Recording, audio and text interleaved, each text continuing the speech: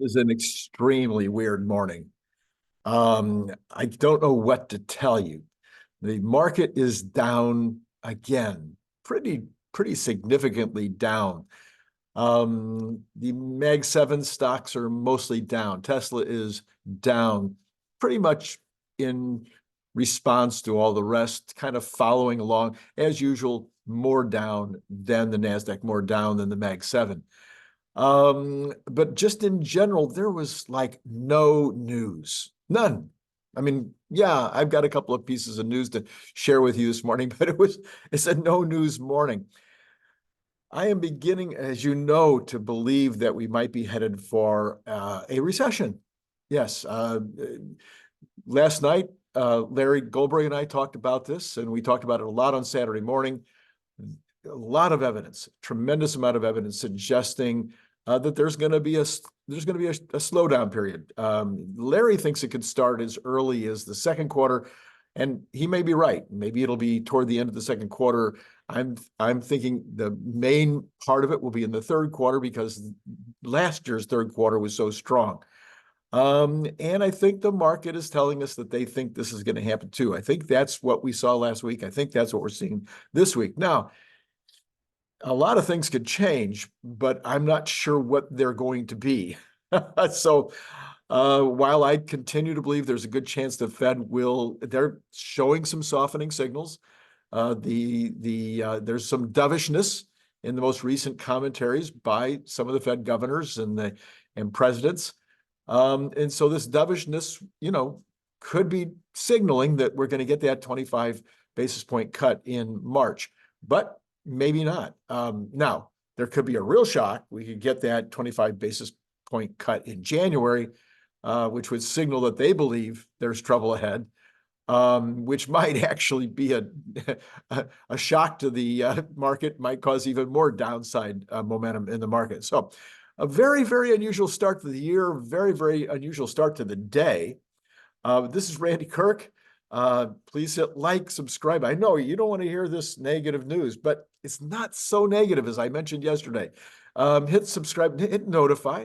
Yesterday, I did not publish the Brian White interview that I did with him yesterday morning because my morning show yesterday, the show at this time, had this much news. And you guys wanted to watch it, and so I never published that. So it'll be published today around the noon hour, probably around 11 o'clock California time. Very, very good interview, very informative information, very useful information about what we can be expecting on Optimus. I could practically turn this to an Optimus channel because by the end of 2025, and maybe sooner, 90% of the income from Tesla will be either already, I'm talking about the net income, will already be Optimus and Robotaxi, or will be headed that way so clearly that everybody will understand that the robots, whether on wheels or on legs, will be what Tesla is all about. So that we could change this into an Optimus channel quite easily because that is the future. That is going to be what we're going to be talking about for a very, very long time. So anyway, the information that I have with Brian today and actually tomorrow, we continued the interview and continue to talk about Optimus on another subject level. But there's so much to talk about with regard to Optimus, with regard to robots, with regard to what everybody else is doing in robots, not just Tesla, that we could really turn this into a channel about that. Now, I do have a separate channel now that I've started about Optimus. We've only released one video so far, but this week we'll be releasing another. And maybe there'll even be more than one a week because there's just so much stuff coming out about that subject matter. And then, of course, you want to hit Patreon, join Patreon. That'd be great. Lots of people joining Patreon. I certainly appreciate that, supporting y'all, supporting the channel. And then buy Cybertruck bottle openers, of course. Okay, so let's talk about what is in the news, what is going on that is worth reporting this morning. As I mentioned, there just isn't much, but there is some. And I would say the most important thing happening right now, and I'm still I'm so interested in the subject. Fremont is beginning to switch to producing Model 3 Highland this week, says Brad Ferguson over on X. Now he goes Brad S. Ferguson. If you want to find him over there, if you want to follow him, and you should, it's at Brad S. Ferguson. So he says that Model 3 Highland will allow Tesla to charge more money for Model 3 while lowering costs. Big win-win. Lower costs plus higher revenues boost profits. But there may be some spin-up costs, of course, with regard to that in the United States. And he's basing his analysis of what's taking at least partially on Nick Cruz, and that would be at NICCRUZ Patane, P-A-T-A-N-E. And he says, refresh Model 3 image is now being shown when scheduling a demo drive. So the Model 3 apparently is officially on the website when you're scheduling a demo drive. Now, what about this? This is a big deal. I've been talking about this for a while, so let me just refresh your mind on this. Brian White really brought it to my attention that there is a lot of sedans really being sold in the United States. I drive a sedan. And sedans are not a dead deal. What they are is they're dead to the American manufacturers. So all the sedans are Hondas and Toyotas and, and such. And so we kind of think sometimes that the sedans are dead, but they're not. So sedans sell, and the Model 3 refresh, I think, is going to sell very well. And so this raises the issue, how well? Because it could be a big winner. I mean, it's already, the Model 3 is way up at the top of the EV sales worldwide and in the United States, in Europe, in China. I'm just wondering if this refresh is going to be a bigger deal than anybody thinks. And so far, I'm honest, there isn't a lot of data that's showing it one way or the other. The sales are still good, but we haven't seen anything that shows that they're great, that the lead times are stretching out. And that's what I was hoping to see. So I'm not sure why not, because, man, that car is solid now. It's a very, very good car.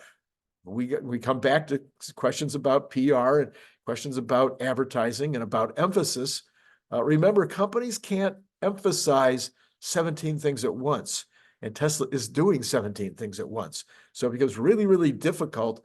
The Model 3 can become kind of a, oh yeah, that, kind of subject matter when you've got the Cybertruck and the Optimus, and just go down the line of all the things that are the Model Y being the #1 car in the world. All of these other things that are, in process, the Model 3 could be the kind of like the thing that nobody remembers. But I'm hoping, there's a little hopium there, but it's such a solid car that it could become a very significant player in 2024. Now, what else is on my mind? The major thing that's on my mind right now, besides the possibility of recession. Now, let me just talk just really briefly on that again. Recessions create the next boom. You got to get rid of the stuff. You got to get rid of the companies that are not performing well, the employees that are not in the right jobs. A lot of employees right now not in the right jobs. They are trying to slug above their weight.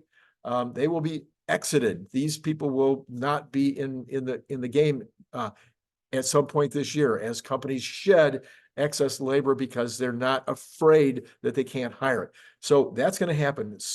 Companies that are not doing well are going to go away. Companies that don't continue to have a reason to exist, that are not providing compelling products at compelling prices, as Elon says, or compelling services at compelling prices, they're going to go away. This is what recessions do. You need this cleansing from time to time, and then you prepare yourself for the next maybe 2, 5, 7, 8, 9, 10, sometimes years of really solid growth, and that is what we should expect after this cleansing. And I don't think we've had the cleansing yet, in particular on the labor side. So will labor, will we go to 5% unemployment? I don't think so. I think it's going to be a pretty good, in terms of employment, I think it'll be a pretty good recession. Now, as recessions go, it's not going to be a crusher. It's not going to destroy things, but it's not going to be insignificant. Probably. I'm hedging my bet just a tiny bit. So many people talking about a soft landing. Yeah, could we escape? Maybe we don't actually have 2 quarters in a row. Maybe we have a quarter. Maybe the second quarter is recessionary, or the third quarter is recessionary, and the fourth isn't. So maybe it doesn't turn into a true recession. And then maybe the government will try to change the definition of recession, as they did a year ago when we did have 2 quarters in a row of negative GDP. So that's kind of what's on my mind on that side. But on the other side, I think we're in for massive, massive shocks to the system positively, in terms of these robots, in terms of AI, in terms of the way it impacts daily life, in the way that it impacts business life in particular, but it'll start to come down to daily life. The electronics convention, the SEC, all these 3-letter words. The I'm sorry, it's just another one of those. It's probably because I'm old. But the electronics convention over in Vegas right now is going on, and we're starting to see the dribbles and drabs of some of the things that are coming out over there. We've got a Sony getting together with Honda and creating, some kind of a car. I didn't really look at the details, but they were showing that they were driving it using a joystick. We're seeing one of the big companies. It might have been Sony, with a clear screen television, completely, crystal clear. You see through it like glass through your window. Very, very cool looking. My wife and I looked at it and go, oh, I guess, another television in our future. So there's going to be a lot of stuff coming out this week at that convention. And I'm not sure it'll be at the convention. It may be post-convention that we start to see the real breakthroughs.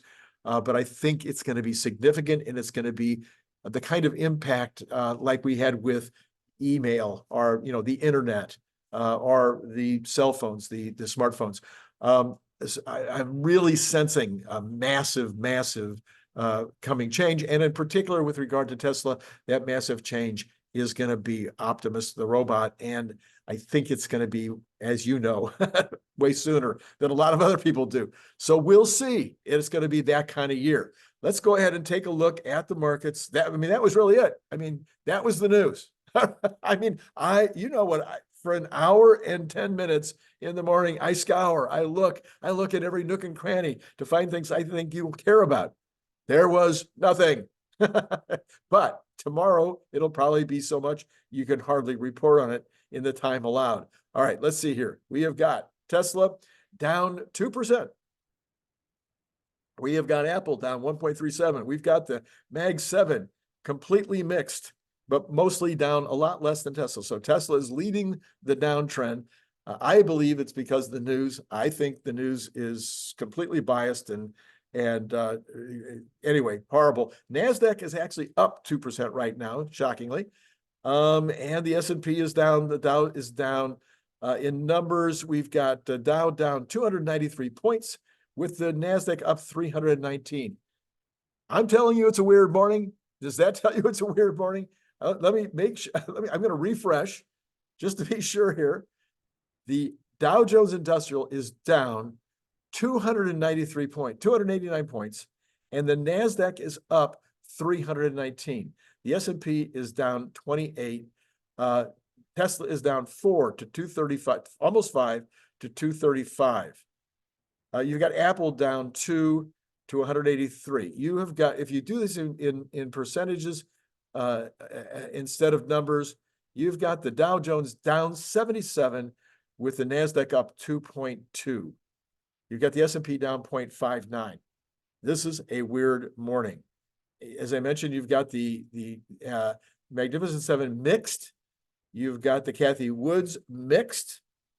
Very, very odd, very weird morning. It is just so odd. Let's go ahead and take a look at the bonds. The bonds are flat. The 10-year is flat. It is up 0.006, so a half a basis point. We have got the rest of the long terms up slightly. And the short, the 1 month, the 2 month, or the yields are down just a little bit, but it's really kind of flat, overall flat. So the market's all over the place. The equities are all over the place. The bonds are flat. We've got oil rebounding a little bit, 82 cents, 1%, up to 71.59, but still trading in the middle of its range. We did not see a continuation of the downward trend from yesterday, which kind of surprised me. Brent is in the same position, but now we got natural gas up 5% this morning. After going down, I don't know, 5 or more percent yesterday, up 5%. This continuation of a wildness in the natural gas area. We've got gold up $8, like basically flat. That's 0.38%. Silver down, copper down. Yeah. So tell me what the trend is. We got the dollar flat. We've got Bitcoin down 323 points, down 0.75%. People believe that the ETF might happen tomorrow. You notice that one? I got that one right. ETF.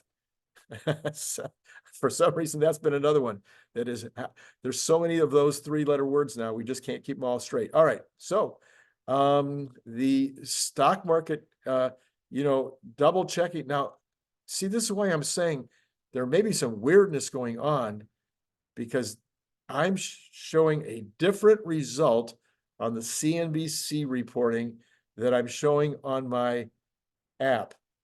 This is bizarre.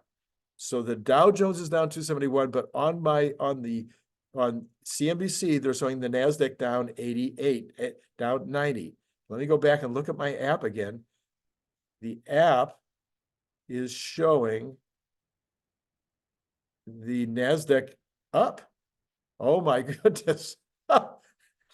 I started out this morning saying that this is a weird day, and it is so weird that the app, either the app or CNBC is wrong. I'm going with the app being wrong, because it just makes no sense to see the NASDAQ up 2.2 and the Dow down that much. I am going to double check Tesla to see if the other way that I can check Tesla is also showing Tesla as down as much as we said. Yes, this is confirmed, $4.76. Wow, this is weirdness times weirdness. So I'm going with the CNBC, says the Dow is down 261 or 0.7%, S&P down 25 at 0.53, fairly close, and the NASDAQ pretty close also, down 0.62 at $91. So that seems to be the reality, as opposed to the app, which is off this morning. Go figure that out. All right, well, on this weird morning with no news and with apps broken, and but I still think we had an interesting conversation. I hope you liked it. Hit like if you did. It's going to be an amazing year. I think it's going to be an incredibly wild year, but I think it's going to be something that's going to be good for your wealth in terms of Tesla stock. They just don't get it yet. I think we're going to see a really significant increase in Tesla shareholder wealth. That is not investment advice. And I think we're going to see something that's going to be increasing worldwide wealth as well as U.S. wealth in a dramatic fashion, in a way that is shocking and surprising over this next year or two. It may not really start to show at the consumer level until 2025. But I think it will be really, really obvious to the street, to you and me, in 2024. All right, that's it. On this extremely weird day, please buy Cybertruck bottle openers. You know you want one. It's been great talking to you.